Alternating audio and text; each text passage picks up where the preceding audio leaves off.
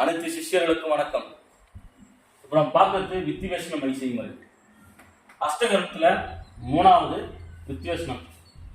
வித்திவேஷன my செய்முறை எப்படின்னு பார்க்கலாம். கருது காக்கணம் மூலிகை, வெள்ளை காக்கணம் மூலிகை, திருகு கள்ளி மூலிகை, ஆட்டு தின்னாப்பாலை, பூனைக்கல்லி, கீழாண்டில்லி, ஏரண்டம், சிட்டாமணக்கு. இந்த மூலிகைலாம் செவ்வாய்க்கிழமை பிரம்ம முகூர்த்தத்துல காப்பு கட்டி சாப நிறுத்தி பண்ணி எடுத்துக்கணும். சாப நிறுத்தி பண்ணி எடுத்து நிழல உலர்த்திக்கணும். நிழல உலர்த்திட்டு மறாவது இந்த வாரம் நீங்க எடுத்தீங்கன்னா மறாவது வாரம் செவ்வாய்க்கிழமை இந்த மூலிகைலாம் பூ சட்டியில போட்டு கருகிக்கணும். சட்டியில போட்டு கருகிக்கணும். கருகிட்டு இது கூட பண்ணி நெய் இருக்கு பார்த்தீங்கன்னா, வாசனை திருவிழா இது சேர்க்கக்கூடாது. நல்லா காது வாங்கிங்க. வாசனை திரி சேர்க்கக்கூடாது. பண்ணி நெய்யை மட்டும் ஊற்றி இந்த மையை அரைக்கணும். அரைக்கும் போது இந்த மந்திரத்தை சொல்லணும். தும் தும்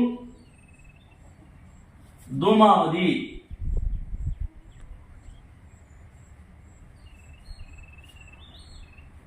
தும் தும் துமாவதி,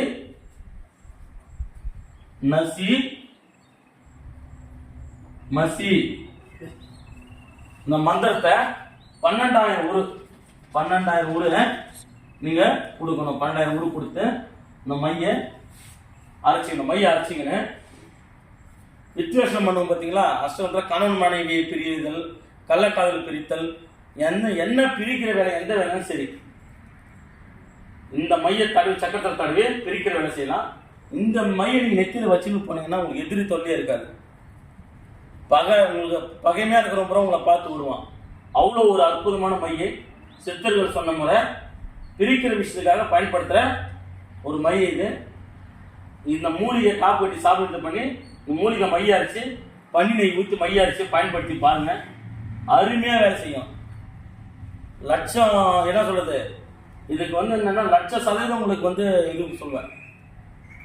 அந்த அளவுக்கு வேலை செய்யும். இதை நான் பயன்படுத்தின முறை பயன்படுத்தி பாருங்க. நன்றி, வணக்கம்.